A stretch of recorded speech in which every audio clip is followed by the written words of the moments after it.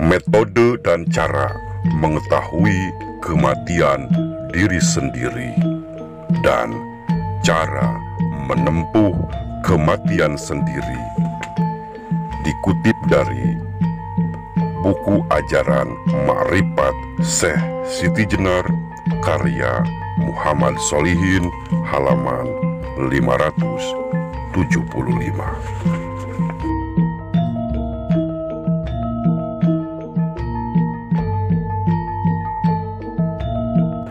Uraian pada bagian ini adalah sarana untuk mengingat-ingat bahwa sebenarnya setiap orang dapat menerka dan mengetahui tanda kematian pada diri sendiri. Bisa menjadi sebagian petunjuk kalau seseorang sudah mulai didatangi oleh malaikat utusan Allah yang mengurusi segala kehidupan manusia di dunia.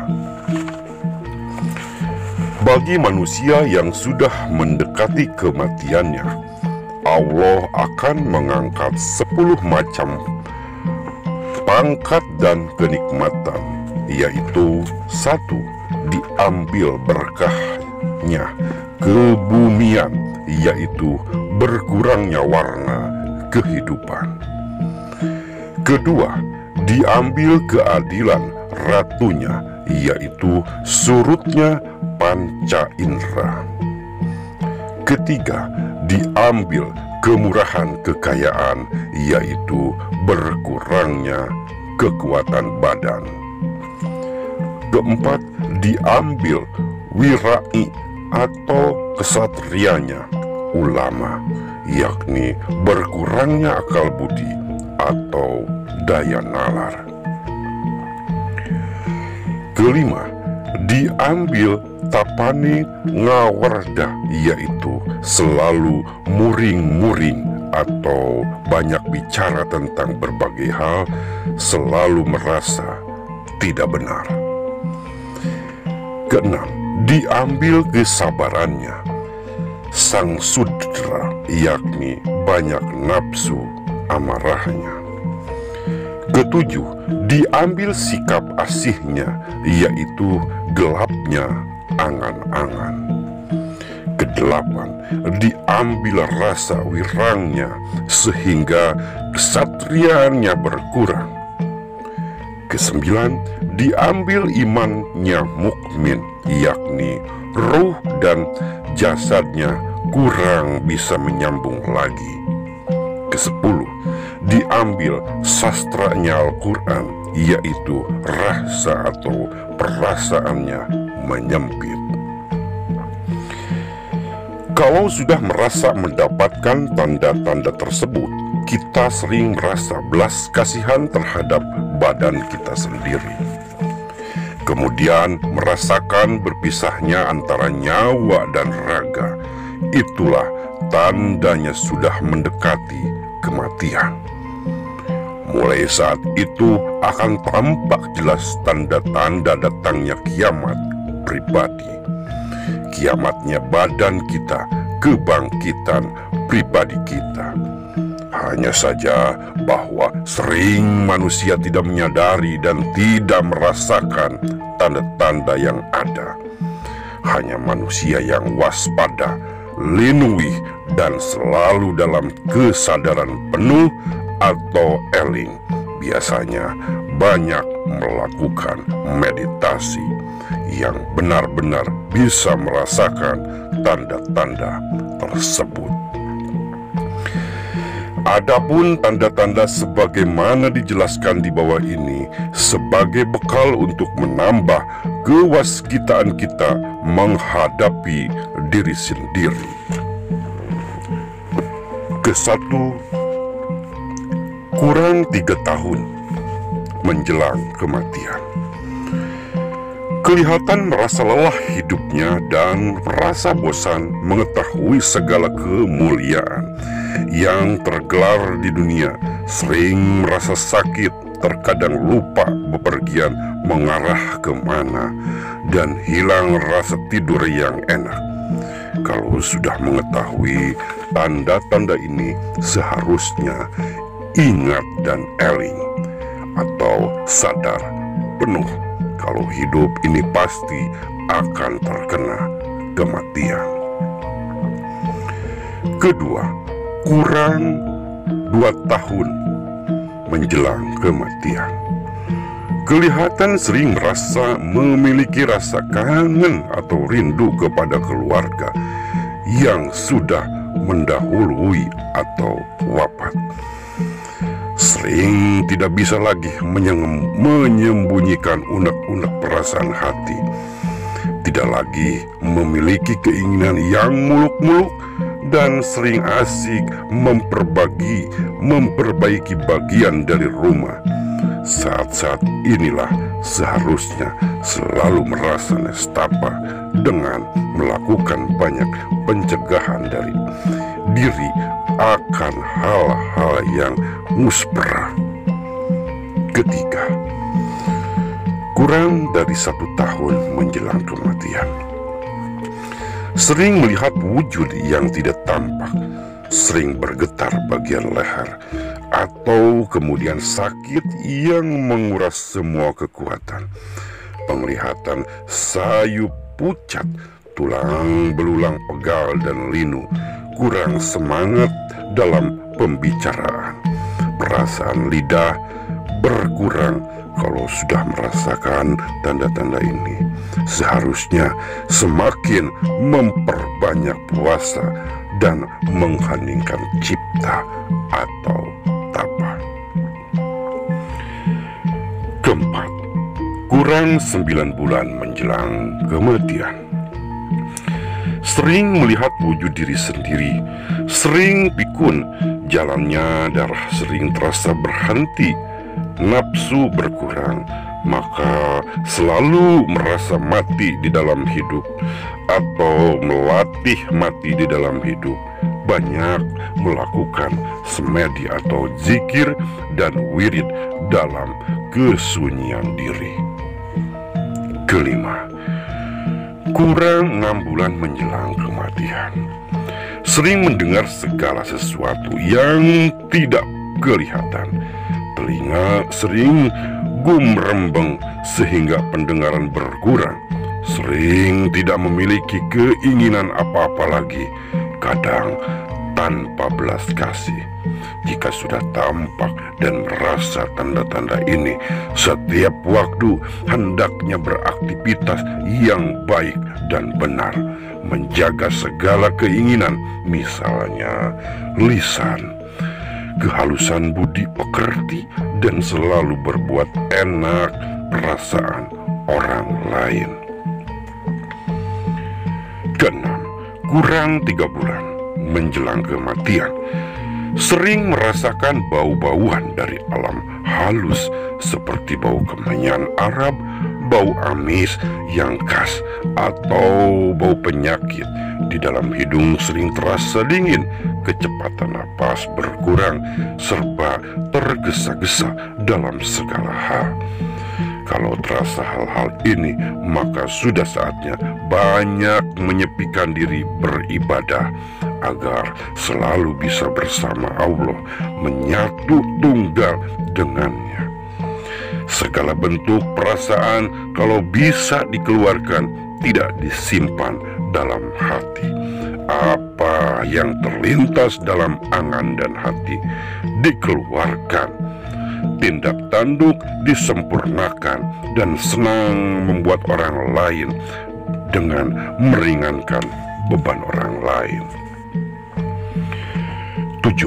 Kurang 2 bulan menjelang kematian.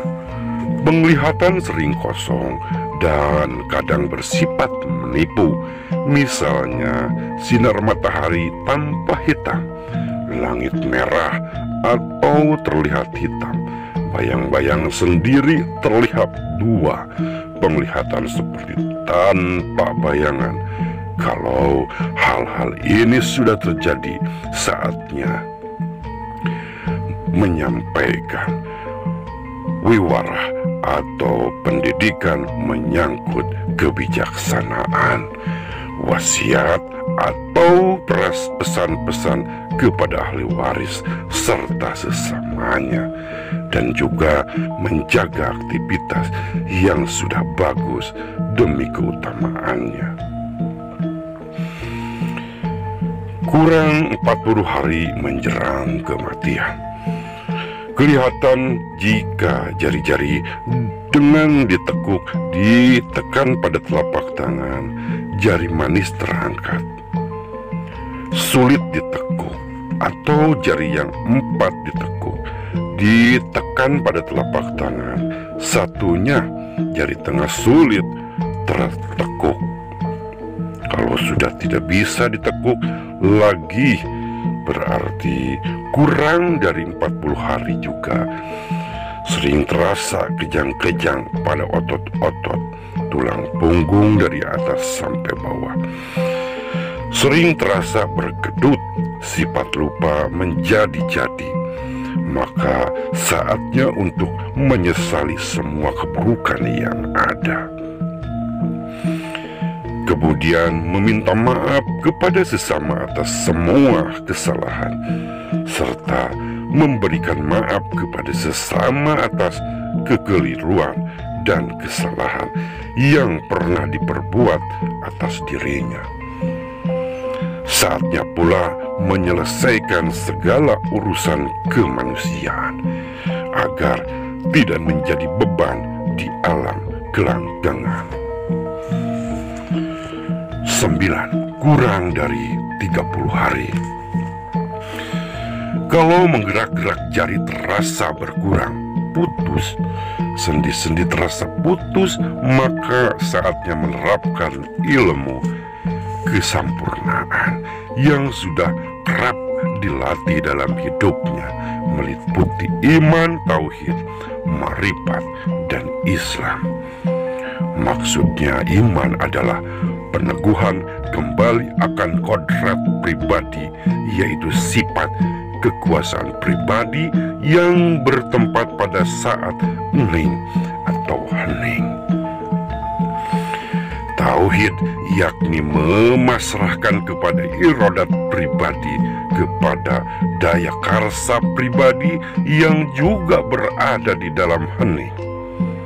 Ma'rifat adalah kewaskitaan, yang diwaspadai adalah ilmu pribadi, yaitu mengetahui bertempatnya zat, sifat, asma, af'al, atau inti pribadi, perupaan pribadi, asma ingsun pribadi, dan perbuatan ingsun. Mengetahui adalah dengan awas keheningan.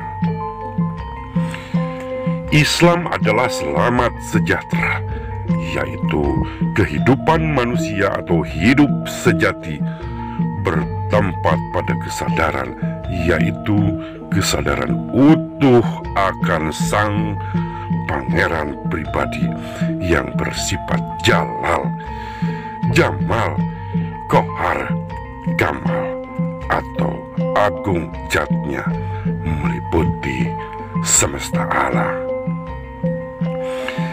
Jamal adalah elok indah, atau sifatnya tidak berjenis kelamin, tidak makan, minum, tiada bertempat dalam ruang, tanpa arah, tanpa warna, tanpa rupa. Kohar adalah perkasa, atau asmanya nama tanpa nama, seluruh nama dalam namanya bergulung menjadi asma pribadi. Kamal adalah kesempurnaan, atau segala aktivitasnya sempurna dalam karya. Ke-10, kurang 15 hari menjelang kematian. Kelihatan dengan sering tampaknya warnanya sendiri. Saatnya lah untuk selalu memuja, memantapkan karsa yang maha kuasa. Lakunya ketika akan tidur harus menghentikan segala sesuatunya, mengheningkan cipta, Da adapun ucapannya, ana pupujan ingsun sawiji zat yang zating sun, sipatening sifat ingsun, asmaning iya asma ingsun, apgaling ingsun puja ing pertemong tunggal sakara hanang sun, sampurna kalawan kodrat ingsun. Atau ada pepujian pribadi yang satu zat adalah zatku sendiri, sifatnya adalah sifatku sendiri, namanya adalah namaku sendiri, perbuatannya adalah perbuatanku sendiri. Aku memuja pada saat pertemuan tunggal dari keadaanku, sempurna dengan kodratku. Saat itu menciptakan kondisi memuja tunggal, yakni bapa, ibu, kakek, nenek, istri, anak, cucu keturunan, dan sesamanya yang menjadi tempat curahan kasih, agar semua manunggal dalam keabadian, juga agar bisa tulus ikhlas melepasnya jika sudah tiba saatnya kematian, karena ketidakikhlasan terkadang menjadi salah satu sebab sulitnya ruh berpisah dengan badan wadak. Ke-11, kurang 8 hari menjelang kematian. Kalau sudah berada dalam kondisi sakit, terkadang juga tidak ada nafsu makan, tidak dapat tidur. Saat itu harus menempuh laku taubatan nasuha. Adapun lakunya setiap akan tidur atau setelah bangun dari tidur, disertai dengan mengendalikan dan menghentikan segala sesuatu, baik kegiatan badan, pikiran, perasaan, keinginan.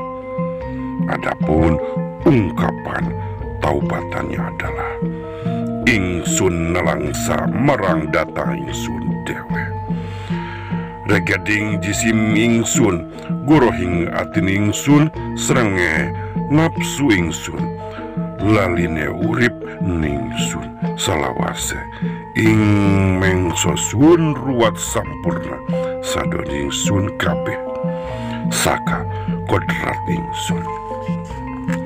Artinya, aku menyesal terhadap jahat keadaanku sendiri, kotorannya jasmaniku, bohongnya hatiku, keserakahan nafsuku, alpanya hidupku selamanya. Maka nanti aku akan tebus sempurna semua dosa dari kodratku sendiri. Ke-12, kurang dari 3 hari menjelang kematian. Kalau perasaan bingung, merasakan sakit yang menyeluruh, terkadang mengeluarkan kotoran yang banyak dan tanpa terasa, tinjak tahun atau tinjak kalong, atau kotoran yang cair keluar sebentar. Kadang juga disertai keluarnya cacing kalung, ujung jari kaki dan ubun-ubun terasa dingin. Kadang-kadang juga disertai keluar cairan dari kemaluan. Disitulah saatnya menyaksikan zat kita pribadi, dengan disertai mengendalikan segala hawa nafsu dan keinginan. Kalau bisa disertai laku mengheningkan cipta yang diucapkan adalah sasahidana, yakni ingsun anak seni ing datining dewe, saturuhune ora ana pangeran amung ingsun lan nakseni ingsun saturuhune Muhammad iku utusan ingsun. Iya saja tenikang aran Allah iku badan ingsun, Rasul iku rahasia ingsun, Muhammad iku cahaya ingsun. Iya ingsun kang eling kan kana ing lali, iya ingsun kang langgeng ora kena owah gingsir ing kahanan jati. Iya ingsun kang waskita ora kasamaran ing sawiji-wiji. Iya ingsun kang amur bami sesa kang kawasani wicaksana ora kukurangan ing pangerti, biar sampurna padian terawangan, ora kasaran apa-apa, ora anak keton apa-apa, mong ingsun kang ngeliputi ing ngalam kabeh kalawan kodrat ingsun. Aku angkat saksi di hadapan zatku sendiri, sesungguhnya tiada Tuhan kecuali aku, dan aku angkat saksi sesungguhnya Muhammad itu utusanku, sesungguhnya yang disebut Allah ingsun diri sendiri, badanku, Rasul itu, Muhammad itu cahayaku, akulah zat yang hidup tidak akan terkena mati, akulah zat yang selalu ingat tidak pernah lupa, akulah zat yang kekal tidak akan ada perubahan dalam segala keadaan, akulah zat bijaksana bagiku tidak ada yang samar-samar sesuatu pun, akulah zat yang maha menguasai, yang kuasa dan bijaksana, tidak kekurangan dalam pengertian, sempurna, terang benderang, tidak terasa apa-apa, tidak kelihatan apa-apa, hanyalah aku yang meliputi sekalian alam dengan kodratku. Ke-13, kurang 2 hari menjelang kematian. Ketika dari 9 lubang terasa keluar angin, terkadang disertai jiwa yang memelas terhadap badan kita pribadi. Saat itulah waktunya mensucikan segala jenis anasir badan, yaitu jenis anasir yang bertempat pada zat, sifat, asma, af'al, seperti anasir badan yang berasal dari bumi, api, angin, dan air. Semua itu harus dikondisikan dalam keadaan suci, mulai untuk berpulang kepada asal masing-masing. Sempurnanya manunggal dengan anasir ruh yang bersama dalam keadaan wujud, ilmu, nur, dan suhud. Maksudnya tempat adalah darah, sebab darah itulah yang menjadi kenyataan ruh. Maksud ilmu penglihatan adalah penglihatan mata wadak yang menjadi tempat pengawasan ruh. Adapun cahaya atau nur, yaitu cahaya yang meliputi diri pribadi atau aura, sebab cahaya hanya menjadi pertanda adanya ruh dalam jasad. Maksud dari suhud, saksi adalah napas yang menjadi saksi keberadaan roh. Adapun cara mensucikannya adalah dengan mengendalikan semua hal terkait dengan itu. Semua disertai dengan ucapan dalam cipta atau dalam rasa hati dan angan-angan.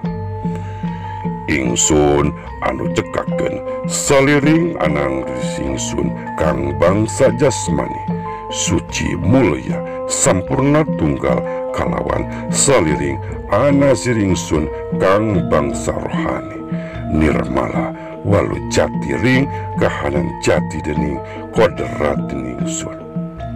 Aku pribadi mensucikan semua anasirku yang bersifat jasmani, suci mulia sempurna, menyatu dengan semua anasirku yang rohani. tanpa halangan berada dalam kesejahteraan sejati dalam alam kesejatian oleh kodratku sendiri. Ke-14, kurang 1 hari menjelang kematian. Kalau semua otot dalam semua persendian kaki kita sudah lemah lunglai, atau wajah kita sudah mengeluarkan keringat dingin, saat itu terkadang kita sudah memiliki perasaan terpisahnya raga dengan sukma.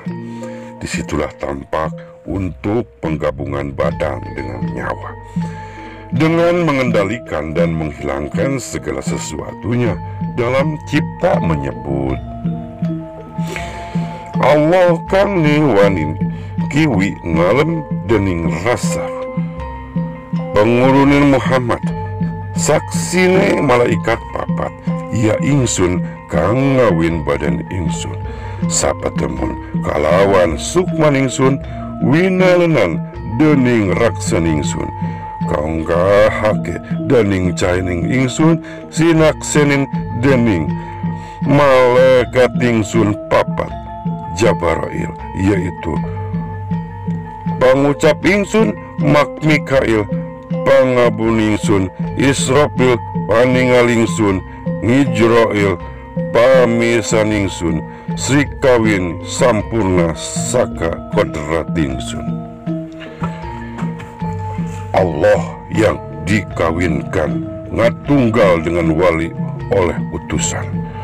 Penghulunya Muhammad bersaksikan malaikat 4, ya aku yang mengawini badanku dipertemukan dengan sukmaku, berwalikan dengan rasaku, dinaikkan oleh cahayaku, disaksikan oleh malaikatku yang 4. Jibril adalah ucapanku, Mikail adalah penciumanku, Israfil adalah penglihatanku, Ijrail adalah pendengaranku, dengan segala perkawinan yang sempurna oleh kodratku. Ke-15, perjalanan mati atau jalan roh. Kalau kulit sudah tidak kasat, sudah lembek, melemas, kemudian dingin, daya fungsi persendian sudah sirna, menjadikan aura tubuh tanpa cahaya. Aura kehidupan sudah layu, penglihatan sudah kabur, ngerebek, nyah, telinga sudah hilang, menjadikan terasa sunyi, sepi, senyap. Kemudian terasa kesemutan seluruh wajah dan kepala, dan muncul bau ular amis yang khas. Saat itu perasaan harus selalu sentosa, jangan sampai perhatiannya kepada yang lain, sebab sudah waktunya untuk didatangi goda rencana setan, idajil, laknat, atau sang dajjal, serta datang godaan saudara 4 dan ke-5 pusat atau sedulur papat ke-5 pancar. Oleh karena itu, harus segera dalam ciptanya melakukan ruwatan atau tebusan sebagai berikut. Ingsun angruat kadang ingsun papat ke-5 pancar, marmati kakang kawah adi ari-ari getih puser, sakehe kadang ingsun kang ora katon langkang ora karawatan, kadang ingsun kang metu sakamari gaina, sara kadang ingsun kang metu bareng sedina, kabeh pada sempurna nirmala waluya jati saka kodrat ingsun. Ingsun meruat saudaraku yang 4 dan ke-5 pusatnya, marmati kakak kawah adi-ari, darah dan pusar semua saudaraku yang tidak kelihatan dan yang tidak terkena perawatan, saudaraku yang keluar dari jalan hina, serta saudara yang keluar bersama 1 hari, semua jadilah sempurna tanpa halangan suatu apa menemukan kesejatian oleh kodratku. Kemudian mencipta pangkudan atau menggulung semua nafsu lawamah mulmalah mutmainah dengan ucapan ingsun anda kekake ngalam doya iki saisi-isine kabeh iki yen wings tulus wawagenane nuli ingsun kukud mulih mulia sampurna dadi sawiji kalawan kahayan ingsun maneh saka kodrat ingsun. Aku menjadikan alam dunia ini dengan segala isinya. Semua ini ketika sudah habis masanya, kemudian aku gulung pulang kembali, mulia sempurna menjadi satu dengan keadaanku, semua dari kodratku. Kemudian mencipta pancadran atau proses kembali, memantapkan pribadi untuk segera kembali ke tempat asal dengan ucapan ingsun macat saka ing alam insan kamil tumeka marang alam ajsam nu tumeka marang alam misal nuli tumeka marang alam arwah nuli tumeka marang alam wakidiyat nuli tumekang malang alam wahdat nuli tumekang malam alam akhidiyat muli tumekang marang alam insal kamil maneh sampurna padyang tuarengan saka kodrat ingsun.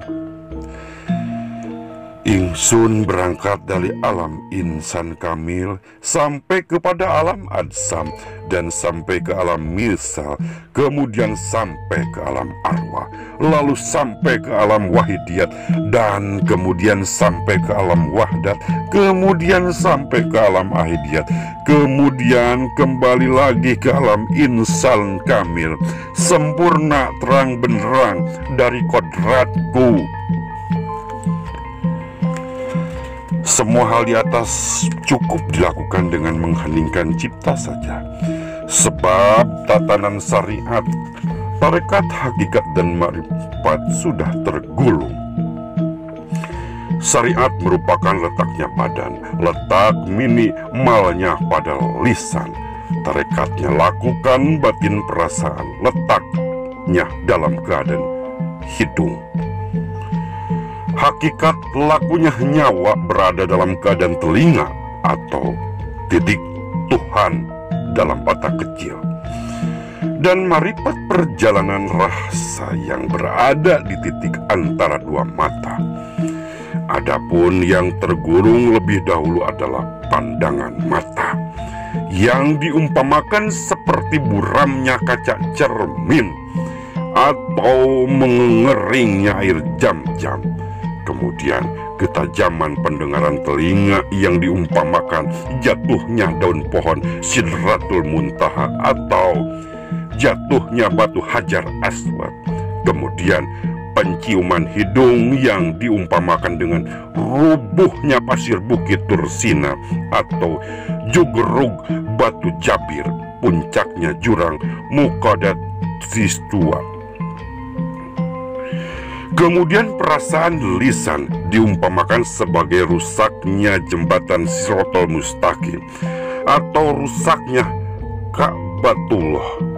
Oleh karenanya dalam keadaan demikian hendaknya kita lain hanya mencipta kondisi manunggaling kaula Gusti menata diri.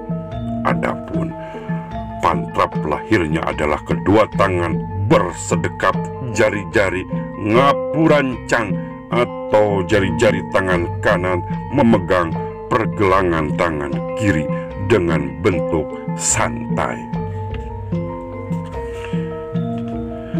Atau bisa juga jari-jari kanan memegang jari-jari kiri, jempol bertemu dengan jempol menumpang di atas ulu hati atau dada.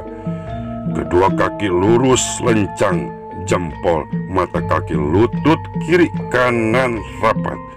kemaluan jangan sampai tertindih atau terhimpit. Kemudian memusatkan daya pada puncak hidung, di antara dua mata, diedarkan dan disipati menyeluruh ke dada, pusar kemaluan sampai jempol kaki. Gigi dikatupkan, bibir tertutup, pucuk lidah menekan langit-langit mulut bagian depan. Mata kemudian dipejamkan dengan pelan, kemudian menata dan mengatur masuk keluarnya napas. Semua itu dilakukan jangan sampai tergesa-gesa. Napas masuk mencipta kalimat hu, napas keluar mencipta kalimat Allah, menjadi kesatuan hu Allah. Hal ini disertai dengan sikap sentosa dalam kewaspadaan. Kalau terlihat apa-apa, jangan sampai diikuti atau diperlihatkan, sebab apa yang terlihat selain diri sejati hanyalah goda rencana kematian. Jadi harus selalu hening dalam cipta. Sampai di situ akan terasa mulainya rasa perjalanan roh, beralih dari jempol kaki sampai pada pergelangan mata kaki, naik menuju lutut bersama dengan tertariknya rasa kita dari pucuk jari tangan sampai pergelangan tangan, kemudian tertarik menjalar dari pucuk-pucuk urat nadi, dari urat berhenti di pusar, yang dari tangan berhenti pada sikut, rasa yang dari pusar kemudian naik lagi ke dada, yang dari sikut sampai pada salang, lalu berkumpul di dalam dada, kemudian semuanya naik menuju pusat leher, lalu lagi menuju ubun-ubun, bersamaan dengan hilangnya nafas kita, hilangnya pula degup dan gerak jantung. Tinggal keketek gerakan lembut pada ubun-ubun, kemudian ngambah memasuki alam nyawa atau ruhiyat, memasuki budi cahaya dan sampai pada alam pangeran uluhiyah. Lalu kasat mata di dalam cipta seperti geberainya celeter petir. Tidak berapa lama kemudian memasuki pawaring atau juga disebut pamoring atau saling menghampiri kaula Gusti, dan manunggalnya hidup sejati di dalam cahaya ingsun sejati, mengalami kehidupan sejati, bukan seperti kehidupan dunia, berada dalam kehidupan yang tanpa awal dan tanpa akhir, berada dalam kebahagiaan kehidupan sejati dan dalam keadaan badian. Ke-16, tanda-tanda yang bisa tampak pada orang lain. Berikut ini menjelaskan tanda-tanda bagi orang yang sudah mendekati akhir kehidupan dunianya, yaitu bisa dilihat dalam pandangan orang lain, yaitu sebagai berikut. 1. Kurang 3 tahun, terkadang seperti mendapatkan panghulu atau dibiarkan sepuas-puasnya, sekehendaknya sendiri dalam kehidupan.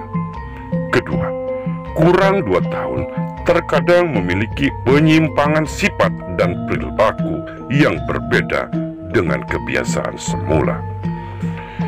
Ketiga, kurang 1 tahun, dalam solah bawa perilaku keseluruhan, sering mengagetkan dan semua tanpa tergesa-gesa. Keempat, kurang 6 bulan, seringkali berubah cepat seperti sifat dan wataknya, Kemudian tanpa hawa keinginan, seperti orang kasar menjadi alim, orang yang senang keramaian tiba-tiba berubah senang menyepi, dan sejenisnya. Kelima, kurang 3 bulan, sering wataknya kembali seperti anak kecil. Keenam, kurang 1 bulan, terkadang terlihat suram. Cahaya wajahnya seperti tanda akan mengalami sakit yang menghantar kepada kematian. Ketujuh, tinggal menanti saat waktu. Cahaya mata sudah miring serta terlihat sudah hilang cahayanya. Hanya tinggal guratan pandangan kosong. Kemudian kami sawangan seperti melihat seperti tidak, lebih sering berkedip, lalu diam, berkedip lagi, diam lagi, dan seterusnya. Kedelapan, sudah sampai pada janjinya. Kemudian hilang seluruh cahaya hidup. Wajah pucat, telinga lemas lunglai, hidung memingkup menciut. Sentuhan pada badan sudah dingin, semua gerakan lambat. Lembut bagian tubuh sudah hilang, ubun-ubun, urat nadi, dan sebagainya. Terkadang muncul bau khas. Adapun untuk mempertajam mata batin saat mengawasi ajal orang, dapat dilakukan laku semedi, memandukan gerak pucuk hidung di antara 2 mata, menebar pada dada orang yang sakit. Kemudian kita kendalikan napas, mengheningkan cipta, menyelam, dan powering atau menunggalnya kaulah Gusti, sehingga kita mendapatkan kewaspadaan dan kepastian. Wallahu alam bishawab.